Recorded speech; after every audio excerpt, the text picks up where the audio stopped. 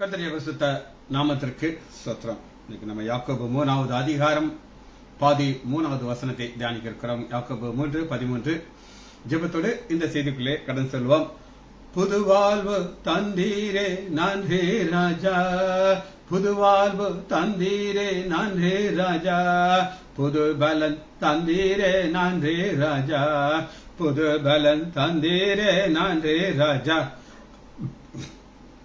நன்றி என்று சொல்லுகிறோம் நாதா, வாழை துதிக்கிறோம் நாதா, உமக்கு நன்றி என்று சொல்லுகிறோம் நாதா, வாழை துதிக்கிறோம் நாதா, ஊழியம் தந்தீரே நன்றி ராஜா, ஊழியம் தந்தீரே நன்றி ராஜா, உடனிருந்து நடத்துகிறேன் நன்றி ராஜா, உடனிருந்து நடத்துகிறேன் நன்றி ராஜா, நன்றி என்று சொல்லுகிறோம் நாதா, வாழை துதிக்கிறோம் நாதா, வாழ்க்கையிலே ஒளி விளக்காய் வந்தேரையா, வாழ்க்கையிலே ஒளி விளக்காய் வந்தேரையா, வார்த்தை என்ற மன்னாவை தந்தீரையா, வார்த்தை என்ற மன்னாவை தந்தீரையா, நன்றி என்று சொல்லுகிறோம் நாதா, வாழை துதிக்கிறோம் நாதா, தனிமையிலே துணை நின்றீர் நன்றி ராஜா, தனிமையிலே துணை நின்றீர் நன்றி ராஜா, தாயை போல தேற்றுகிறேன் நன்றி ராஜா, தாயை போல தேற்றுகிறேன் நன்றி ராஜா, உபரப உபரப உபா உபரப உபரபரா, சோர்ந்து போன நேரமெல்லாம் தோக்கி நீரே, சோர்ந்து போன நேரமெல்லாம் தோக்கி நீரே, சுகம் தந்து இதுவரை தாங்கி நீரே, சுகம் தந்து இதுவரை தாங்கி நீரே, நன்றி என்று சொல்லுகிறோம் நாதா, வாழை துதிக்கிறோம் நாதா, ஆபத்திலே காத்தீரே நன்றி ராஜா, ஆபத்திலே காத்தீரே நன்றி ராஜா, அதிசயம் செய்தீரே நன்றி ராஜா, அதிசயம் செய்தீரே நன்றி ராஜா, நன்றி என்று சொல்லுகிறோம் நாதா, வாழை துதிக்கிறோம் நாதா, உபரப உபரபரபா உக்னரப உக்னரபரா, அடைக்கலமே கேடகமே நன்றி ராஜா, அடைக்கலமே கேடகமே நன்றி ராஜா, அன்பே என் ஆருயிரே நன்றி ராஜா, அன்பே என் ஆருயிரே நன்றி ராஜா, ரப ரப ரப ரப ரபா ரகனரப ரகனரப ரபா உப்பரப உப்பரப உபா உபனரப உபனரப வீரா, கடந்த நாட்கள் காத்தீரே நன்றி ராஜா, கடந்த நாட்கள் காத்தீரே நன்றி ராஜா, புதிய நாளை தந்தீரே நன்றி ராஜா, புதிய நாளை தந்தீரே நன்றி ராஜா. இயேசுவின் நாமத்தினாலே ஜெபங்களை பிதாவே ஆமென். கர்த்தருடைய பரிசுத்த நாமத்திற்கு ஸ்தோத்திரம். சுரேஷ் லீலா, சுரேஷுடைய பையன் பார்க்கிறார். நன்றி, thank you Jesus. Selvi teacher praise Lord, Muthu Murugan brother praise Lord, Arokiyaraj brother praise Lord, Kavitha sister praise Lord. கர்த்தருடைய வார்த்தைக்கு நேராக வருகிறோம். யாக்கோபு 3வது அதிகாரம் 13வது வசனம். இப்ப முதல்ல நான் உங்களுக்கு ஆரம்பிக்க போகிறேன். ஃபர்ஸ்ட் எப்படி பார்த்தோம் அப்படின்னு கேட்டீங்கன்னா, ஆண்டவர் இந்த 3வது அதிகாரத்தை ஆரம்பிக்கும் போது என் சகோதரே அப்படிங்கிறார். இதுல என்னுடைய ஒரு ஆழமான காரியம் அப்படின்னு கேட்டீங்கன்னா, நமக்கு ஆண்டவர் தன்னுடைய சாயலை கொடுக்க விரும்புகிறார். அது எப்படி அப்படின்னு கேட்டீங்கன்னா, போதகர், நீங்கள் போதகர் ஆகாதிருப்பீர்களாக ஒரு நெகட்டிவ் சொல்றார். ஆனா போதகர் ஆனா என்ன கிடைக்கும்னு சொல்லி 1 தீமோத்தேயு 5வது அதிகாரம் 17வது வசனத்துல பாத்தீங்கன்னா, 1 தீமோத்தேயு 5:17, நன்றாய் விசாரணை செய்கிற மூப்பர்களை விசேஷமாக திரு வசனத்தை உபதேசிக்க இரட்டிப்பான கனம், டபுள் ஷேர் கொடுங்க. உங்களுக்கு டபுள் ஷேர் வேணா நீங்க போதகர் வேணும். அப்ப இந்த போதகர்ங்கிற ஒரு காரியத்துல இருந்து ஆரம்பிக்கிறார். ஏன் போதகர் ஆரம்பிக்கிறார் அப்படின்னு நீங்க கேட்டீங்கன்னா, நம் ஆண்டவராகிய இயேசு கிறிஸ்து இந்த பூமியில வாழும்பொழுது 2 வகையான ஊழியத்தை மெயினா செய்தார். கான்சென்ட்ரேட்டட் பண்ண ஊழியம் 2. ஒரு ஹீலிங், சுகம் கொடுக்கிற ஊழியம். யார் யாரெல்லாம் அவர்கிட்ட வர்றார்களோ சுகத்தை பெற்றுக்கிறோம். பேதுரு நடந்து போகும்போது அவருடைய நிழல் பட்ட உடனே சுகம் கிடைக்குது. அவருடைய உருமால் கர்ச்சிப்பட்ட சுகம் கிடைக்குது. அந்த ஆசீர்வாதம் அவருடைய பிள்ளைகளுக்கு கொடுக்கிறார். 2வது டீச்சிங், போதகம். எப்பவுமே ஆண்டவராக இயேசு கிறிஸ்து டீச்சிங்ல வந்து ரொம்ப ரொம்ப பர்டிகுலரா இருப்பார்.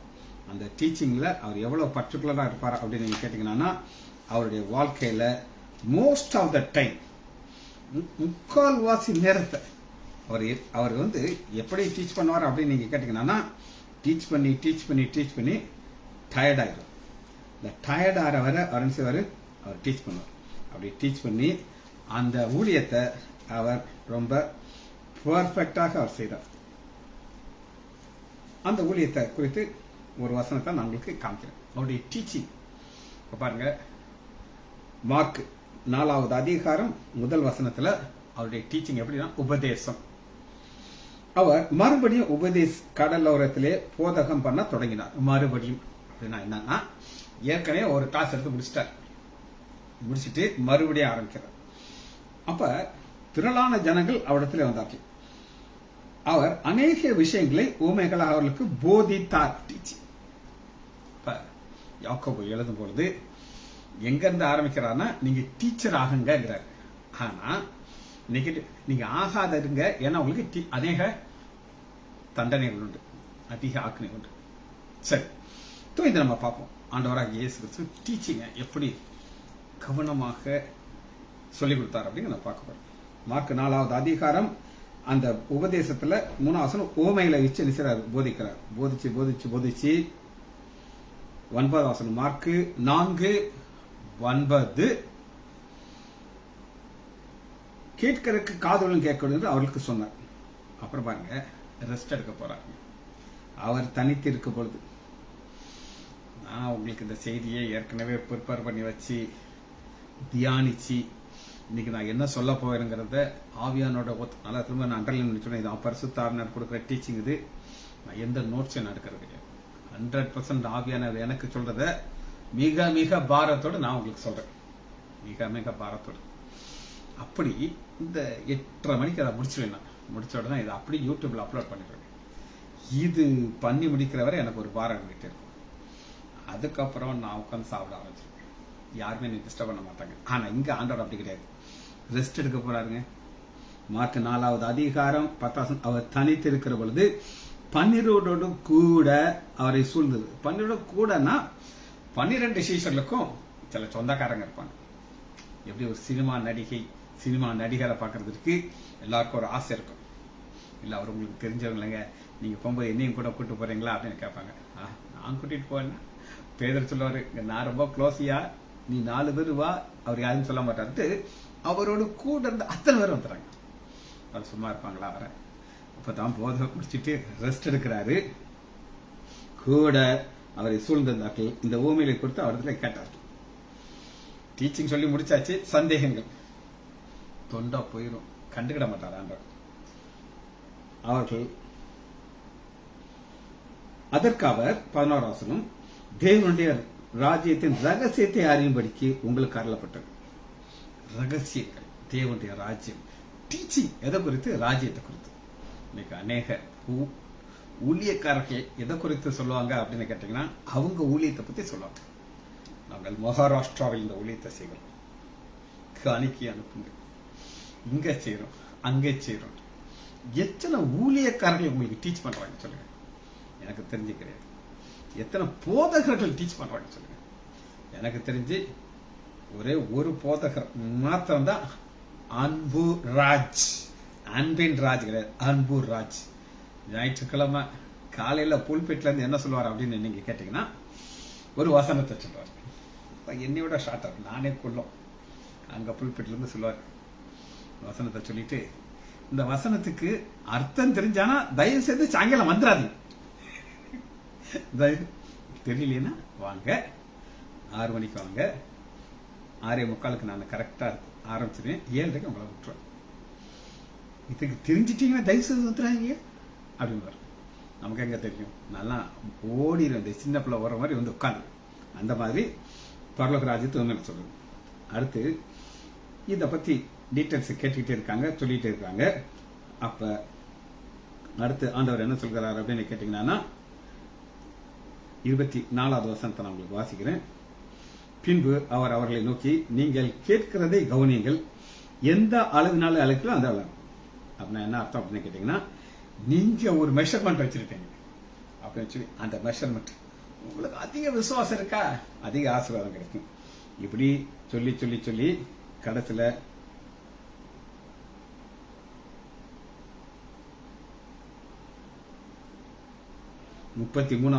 அவர்கள் கேட்டறியும் திராணிக்கத்தக்கதாக 33 அவர்கள் கேட்டறிய திராணி அப்படின்னா என்ன அர்த்தம்னா, எல்லாருக்கும் ஒரே மாதிரி பிரெயின் இருக்காது.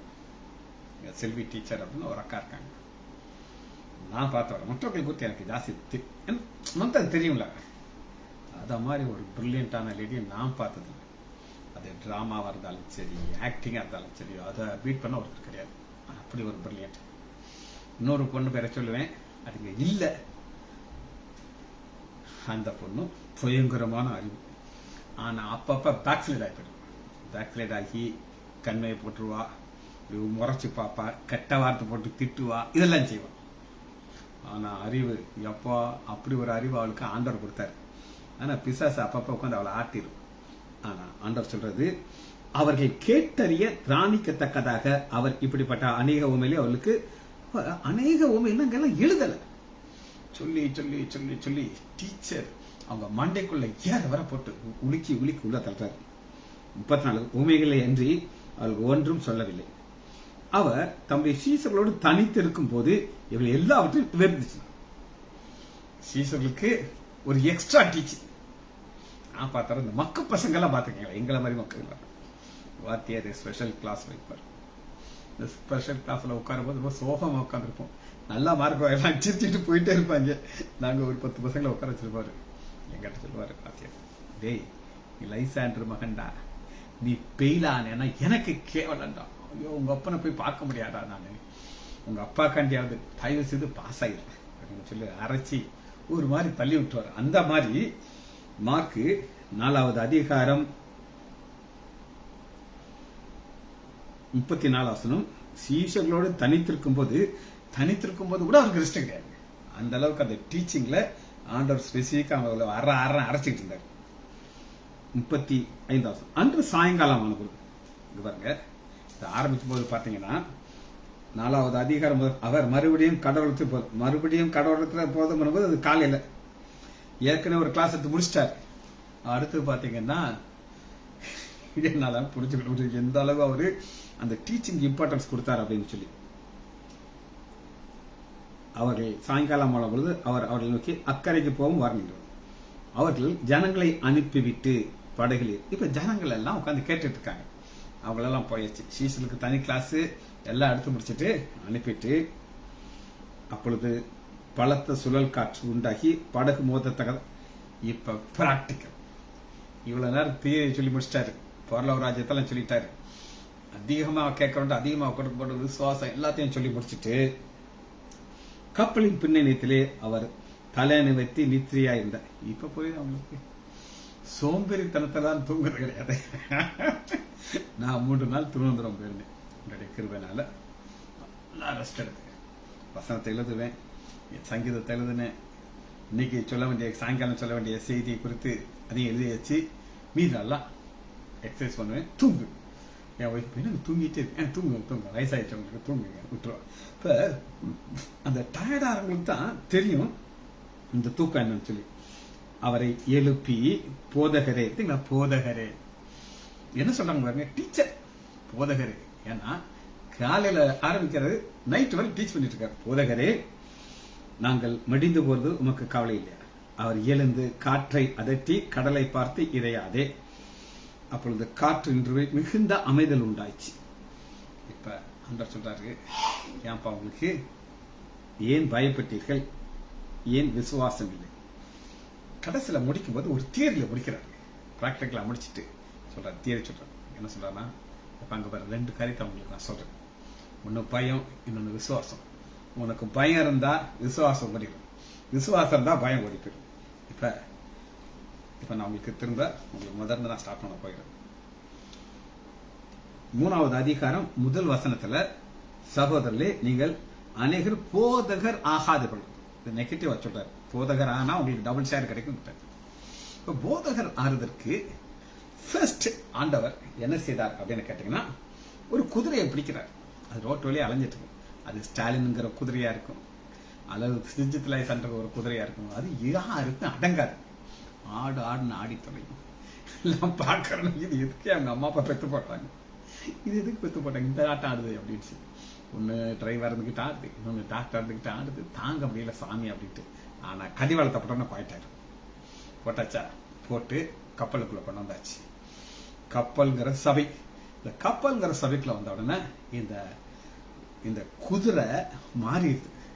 எப்படி மாறிடுது அப்படின்னு கேட்டீங்கன்னா, அது ஒரு ஆடா மாறிடுது. ஆடு, அந்த ஆடு ரொம்ப அப்புறாணி ஆடு, அதுக்கு விவரங்கள்லாம் காணுது. அப்படி இருக்கிற ஆடை என்ன செய்யறாரு அப்படின்னு கேட்டீங்கன்னா,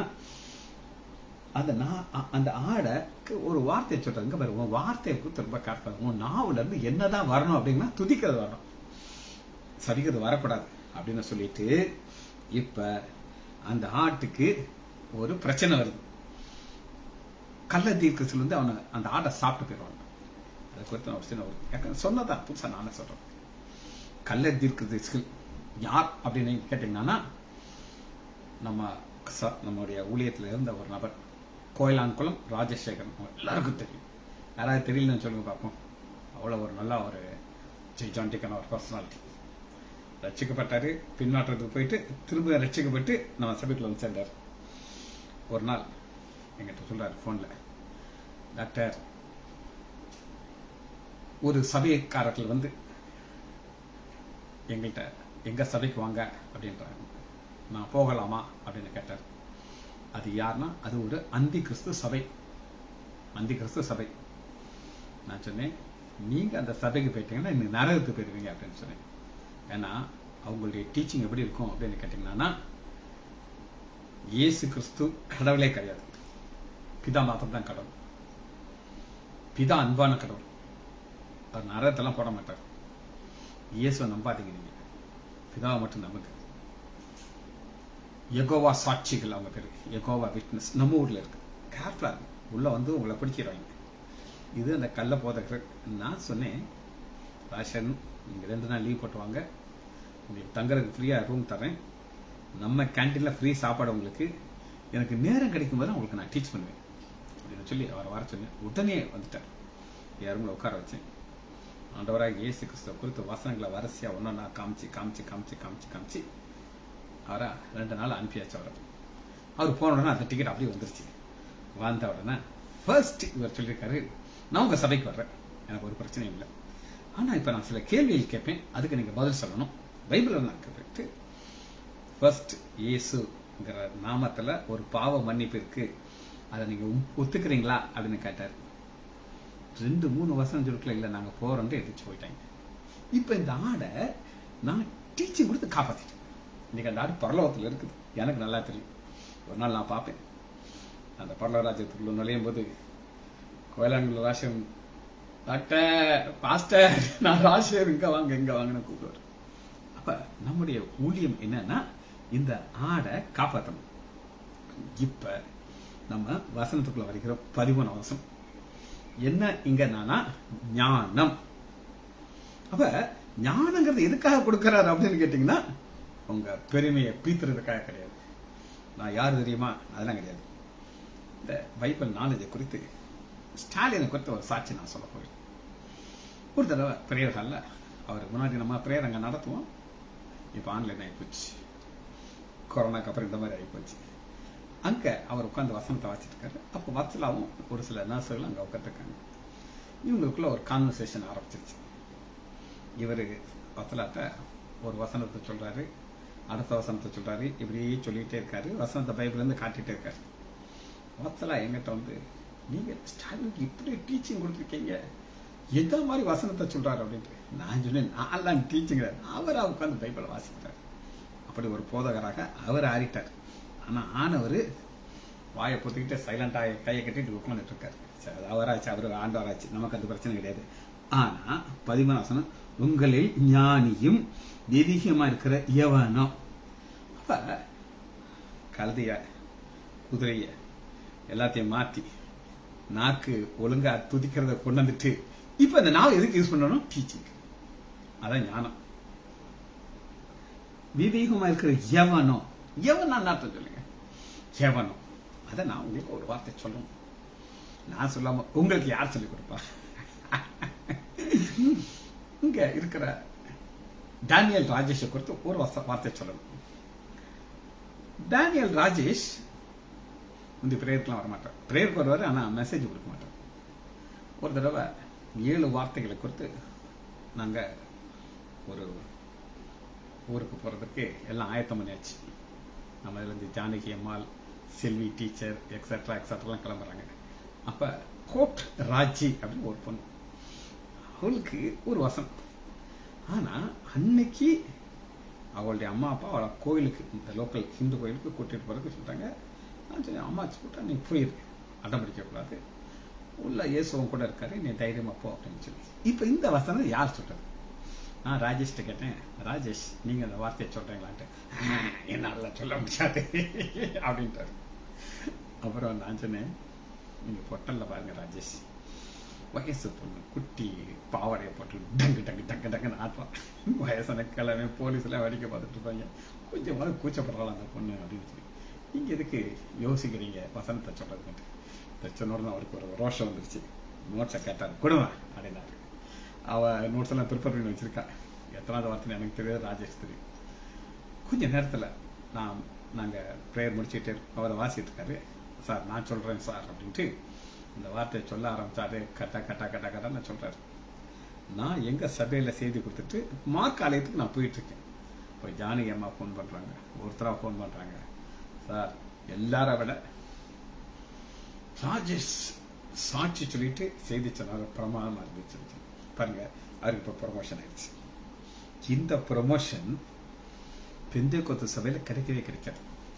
அவங்க என்ன செய்வாங்க அப்படின்னு நீங்க கேட்டீங்கன்னா, உள்ள வரும்போது நீ விசுவாசியா வா, சாகிறவர் விசுவாசியா தான் இருக்கணும். உன்னை நான் நடக்க பண்ணிடுவோம், ஆனா விசுவாசிங்கிற லெவலை விட்டு மேலே ஏற்றிட மாட்டோம். நாங்களும் ஒரு செய்தி கொடுக்கட்டா பாஸ்டர்னா அடிச்சிருப்பார். ஒரு நாளும் விட மாட்டார். 600 வருஷம் 16 தலைமுறைகளுக்கு தள்ளப்பட்ட போராட்டத்தில் ஆசிரியாக்கினார். புரியுதா உங்களுக்கு? Nothing, no chance. ஆனா நான் ரொம்ப ஸ்பெசிஃபிக்கா இருக்கேன். என்னுடைய ஊழியத்துல நீ வரணும்னா உள்ள இருந்தா நீ டீச்சர் ஆகணும். அது ஜானகி அம்மா இருந்தாலும் சரி, ஜே.எம். ஸ்டாலினா இருந்தாலும் சரி, அவங்க கட்டாயம் செய்தி கொடுக்கணும். கொடுக்கலன்னா அது அவங்க பிரச்சனை, எனக்கு அது பிரச்சனை கிடையாது. சரி, இப்ப வசனத்துக்குள்ள வரும். நிறைய காரியங்கள் பேசியாச்சு. இப்ப வசனத்துக்குள்ள வரும். ஃபர்ஸ்ட் வசனத்தை நம்ம எடுத்துக்கொள்ளும். ஞானத்தை குறித்து இதான் பேசிக்கான ஒரு வசனம். சங்கீதம் 107வது அதிகாரம்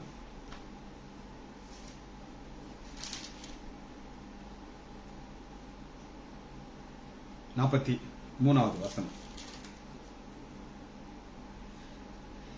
எவன் ஞானம் உள்ளவனும், கேட்டுக்கோங்க. ஃபர்ஸ்ட் வசனம். ஞானம் எல்லாத்துக்கும் இருக்கு, எல்லாருக்கும் இருக்கு. ஜே.எம். ஸ்டாலினுக்கு கார் ஓட்ட, லாரி, பஸ் ஓட்டுற ஞானம் இருக்கு. அவர் ஒரு சேலஞ்ச் பண்ணுவார். முன்னாடி ஒரு பேனட் இருக்கும், இன்ஜின் மேல ஒரு கிளாஸ் தண்ணி தூக்கி வச்சிருவார். சொல்லுவார், நான் 60 கிலோமீட்டர் ஸ்பீட்ல ஓடுவேன், ஒரு டிராப் வெளியில விடாதுட்டு. ரைட்டு, இது பரலகம் கொண்டு போகாது. இப்படி ஒட்டின பரலத்துக்கெல்லாம் போகாது. ஆனா இங்க பாருங்க, எவன் ஞானம் உள்ளவனோ அவன் இவளை கவனிக்க கடவுள். உங்களுக்கு ஞானம் இருந்துச்சுன்னா கவனிக்கணும். கவனிச்சுட்டு ஞானவான்கள் கர்த்தருடைய கிருபைகளை உணர்ந்து கொள்வார்கள். ஃபர்ஸ்ட் உணர்வு தராங்க. இத்தனையும் அசம்பந்தமான மக்கள் இருக்காங்க. நானும் என் மனைவியும் திருவனந்தபுரத்துல இருந்து காலையில கிளம்பி நாகர்கோவில்ல ஒரு ஹோட்டல்ல சாப்பிட்டுட்டு இருக்கோம். உடுப்பி ஹோட்டல்ல பிரேக்ஃபாஸ்ட் சாப்பிட்டுட்டு இருக்கோம். எங்களுக்கு பின்னாடி ஒரு பெந்தேகோஸ்து அக்கா கணவனோட உட்காந்துருக்காங்க. பக்கத்துல ஒரு பொம்பளை பிள்ளை இருக்கா. ஒரு 8-9 வயசு இருக்கும் அந்த பிள்ளைக்கு. மென்டலி ரிட்டார்டட் பண்ணுங்க. என் ஒய்ஃப் சொன்னா, பாருங்க அது மென்டலி ரிட்டார்டட் சைல்டான பாருங்கட்டு. லேசா திரும்பி பார்த்தேன். ஆமா ஆமா, இது என்ன சொல்றது, ஒரு 4th டிகிரி வந்துருச்சு. அதாவது அந்த எக்ஸ்பிரஷன் எல்லாம் ஒரு செகண்ட் தான் பார்த்தேன். Mentally retarded child. நீங்க இத்தனை பேர் இங்க உட்காந்துருக்கீங்க, யாராவது ஒரு ஆளு தட்டி நானும் ஒரு மென்டலி ரிட்டார்டட் சொல்லுங்க பார்ப்போம். சொல்ல முடியாது. அந்த ஒரு பொண்ணை ஆண்டவர் ஒரு பெந்தேகோஸ்து குடும்பத்துல வச்சிருக்காரு. ஆனா அந்த பிள்ளைக்கு உணர்வு இருக்காது. எவன் ஞானம் இல்லவோ அவன் இவைகளை கவனிக்க கடவுள். ஞானவான்கள் கர்த்தருடைய கிருபையை உணர்ந்து கொள்ளும். கர்த்தருடைய கிருபையை என்னைக்கு நீங்க உணர ஆரம்பிச்சிட்டீங்களோ அன்னைக்கு ஆண்டவருக்காக நான் என்ன செய்யணும், எப்படி அவர் எனக்கு கொடுத்த ஞானத்தை நான் உபயோகிக்கணும் அப்படின்னு சொல்லி உங்க மண்டை பசையணும். சரி, ஆண்டவர் அடுத்த ஒரு என்னத்தை கொடுக்கிறார் அப்படின்னு பார்ப்போம். மத்தேயு 11வது அதிகாரம் 25வது வசனம். 11:25 ஆண்டவர் ஜெபிக்கிறார். பிதாவை பார்த்து ஒரு ஆச்சரியமா ஜெபிக்கிறார். அசமயத்திலே இயேசு சொன்னது, பிதாவே, வானத்திற்கும் பூமிக்கும் ஆண்டவரே, இவைகளை ஞானிகளுக்கும் கல்விமான்களும் மறைத்து பலவான்கள் எடுத்து. யாருக்கு இந்த ஞானி கல்விமான்? இது யார் அப்படின்னு சொல்றாங்க. தியாலஜி காலேஜ்னு ஒரு காலேஜ் இருக்கு. இந்த தியாலஜி காலேஜில் போய் அவங்க சேர்ந்து பைபிளை குறித்து கரைச்சி குடிச்சிருவாங்க. குடிச்சிட்டு அப்படியே அவங்க பேருக்கு பின்னாடி நிறைய டிகிரி போடுவாங்க. பாஸ்டர், அப்புறம் ரெவரண்ட். அன்னைக்கு ஒரு பாஸ்டர் வந்து யாரோ பாஸ்டர் பிடிச்சு முடியும் அதுக்கு பிச்சு நான் ரெவரண்ட் ஆகும். நீ பாஸ்டர், அது பாஸ்டர் அன்னைக்கு. இப்ப நான் ரெவரண்ட். என்ன எப்படி கூப்பிடணும்? ரெவரண்ட். எங்க ஆலயத்துல ஒரு ஊழியக்காரரும் அவருடைய மனைவியும் டாக்டர் டிகிரி கொடுத்துட்டாங்க. அப்ப அந்த பாஸ்டர் மைக் எடுத்து, நம்முடைய பிரதரும் நம்முடைய சிஸ்டரும் டாக்டர் ஆகிட்டாங்க, நீங்க தயவு செய்து அவங்கள பிரதர்னு சொல்லவே கூடாது. அவர் பேருக்கு முன்னாடி நீங்க டாக்டர், எம்பிபிஎஸ் டாக்டர் கிடையாது, பிஹெச்டி டாக்டர் சொல்லிதான் அவங்கள கூப்பிடணும் சொல்லி அவர் மைக்ல சொல்றாரு. நாங்கெல்லாம் வாயை பத்திட்டு உட்கார்ந்து. ஆனா ஆண்டவர் என்ன சொல்கிறார், எப்படி துதிக்கிறான்னா, இவர்களை ஞானிகளுக்கும் கல்விமான்களுக்கும் மறைத்து பாலகருக்கு வெளிப்படுத்தினால் உண்மை சோத்திருக்க. ஆம் பிதாவே, இப்படி செய்கிறது உங்களுடைய திரு உள்ளத்திற்கு பிரியமாய். அப்ப பாலகராகிய நமக்கு எந்த காலேஜுக்கும், நான் மெடிக்கல் காலேஜ் போயிருக்கேன், இல்லை நான் சொல்ல மாட்டேன். பைபிள் கிளாஸ் எங்கனுக்குள்ள இருக்குன்னே தெரியாது. இதனால யாராவது இங்க என்னுடைய ஒரு சம்பந்தியமா மெர்சி ராஜசேகரன், அவங்க என்னை வந்து பாஸ்டர்ல தான் கூப்பிடுவாங்க, வேற போடவே மாட்டாங்க. பாஸ்டர்னு கூப்பிடுவாங்க. அவங்க பிஹெச்டி வாங்கியிருக்காங்க. ஆனா அவங்க என்னை கல்விமான், அவங்களுக்கு நல்லா தெரியும் இது புத்தியே இல்லாததுன்னு தெரியும். சரி, நமக்கு ஒரு மேன்மை இருக்குதுங்க. அது என்ன மேன்மை அப்படின்னு நீங்க கேட்டீங்கன்னா, ஒவ்வொருத்தருக்கும் ஒரு மேன்மை இருக்கு. J.M. ஸ்டாலின் என்ன யூனிஃபார்ம்னா ஒரு ப்ளூ கலர்ல போட்டிருப்பார். அதாவது ப்ரௌன் கலர் ஜூனியர், சீனியருக்கு ஒரு, இவங்கெல்லாம் இப்படிதான் அப்படி ஸ்டைலா நடப்பாங்க. அது நடைய கொஞ்சம் வேற மாதிரி இருக்கும். ஆனா எரேமியா 9வது அதிகாரம் 23வது வசனம். எரேமியா 9:23, ஞானி தன் ஞானத்தை குறித்து மேன்மை பாராட்ட வேண்டாம். இன்னைக்கு உங்களுக்கு மேன்மை வந்துருச்சோ எல்லாம் புஷ்னு பேர். மேன்மைங்கிறது என்னங்கிறத நான் உங்களுக்கு சொல்றேன். ஒரு பைபிள் காலேஜ்ல டாப் ஸ்டூடெண்ட், ரேங்க் ஸ்டூடெண்ட், அவனை ஒரு புல்பிட்ல செய்தி சொல்ல போட்டிருக்காங்க. அவன் தான் ஸ்காலர். அவர் ஒரு நோட்ஸ் பேப்பர் வச்சிருக்காரு. இப்போ நான் இந்த நோட் புக் வச்சிருக்கேன். இது பரந்துரங்கிறாங்க எழுதி வச்சிருக்கேன். இப்படி பார்த்தா நான் சொல்லுவேன். ஆனால் எழுதி சொல்ல சும்மா வர மாட்டேன், நான் கை வச்சுட்டுலாம் வர மாட்டேன். அவர் போய் அந்த புல்பிட்ல பேப்பர் வச்சிருக்காரு. வச்சுக்கிட்டு அந்த பேப்பரை விட்டு கையெடுத்தாரா, அவன் அடிச்ச ஒரு காத்துல அது பறந்து போச்சு, எங்க போச்சுன்னு தெரியாது. டென்ஷன் ஆயிட்டான். பேப்பர் போச்சா, ஒரு வசனத்தை சொல்றாரு, அடுத்து எந்த வசனம் மறந்து போச்சு,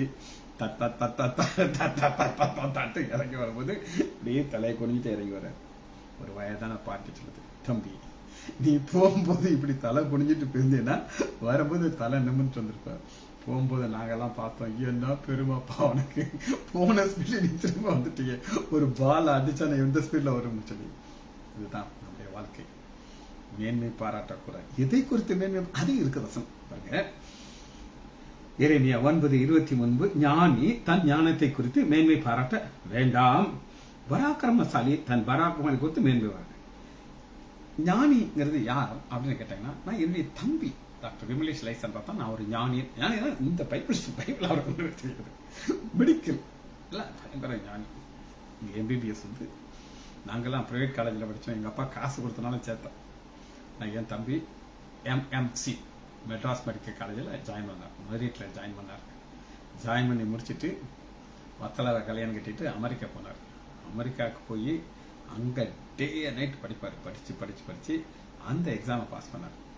இந்த எக்ஸாம் பாஸ் ஆகலைன்னா அவர் என்ன வேலை செய்யலாம் அப்படின்னு கேட்டிங்கன்னா, பெட்ரோல் பங்கில் பெட்ரோல் போடலாம், அந்த வேலை பார்க்கலாம். இந்த மாதிரி சாதாரண வேலை தான் பார்க்கலாம். ஆனால் அவர் பாஸ் ஆனார். பாஸ் ஆகி பல ஹாஸ்பிட்டலில் ஒர்க் பண்ணுவார். மணிக்கணக்காக வேலை வைப்பார். சில சமயம்லாம் ஒரு ஷிஃப்ட் முடிச்சுட்டு அடுத்த ஷிஃப்ட்டுக்கு ஒரு 6 மணி நேரம் டைம் இருந்தாலும் அவரால் வர முடியாது. அவங்க என்ன செய்வாங்க, ஒரு 5 ஸ்டார் ஹோட்டலில் அவருக்கு ரூம் போட்டுருவாங்க. இந்த ஸ்டார் ஹோட்டலில் தூங்கிட்டு கரெக்டாக வந்து அடுத்த டியூட்டியை பார்ப்பார். அவர் ஞானி தன் ஞானத்தை குறித்து மேன்மை பாராட்டான். அடுத்து பாருங்க, ஐஸ்வர்யவான் தன் ஐஸ்வர்யத்தை குறித்து மேன்மை பாராட்டும். பராக்கிரமசாலி தன் பராக்கிரமத்துக்கு மேன்மை. பராக்கிரமசாலி யாருன்னா அப்படி ஹைட்டா அடிச்சா ஒரு பாந்தம். அப்படி ஒரு ஃப்ரெண்ட் ஒருத்தர் இருந்தான். எனக்கு ஒரு காய்ச்சல் வந்துச்சு. அப்படி பொஸ்ஸுனா படுத்து கிடக்குறான். தூக்கலாம் முடியாதுப்பா, ஸ்ட்ரெச்சர் வச்சு நீ கூட்டிட்டு போட்டு. அவன் காய்ச்சல் வந்து எல்லாமே காத்துல போச்சு. அவன் யாராமே பராக்கிரமசாலி.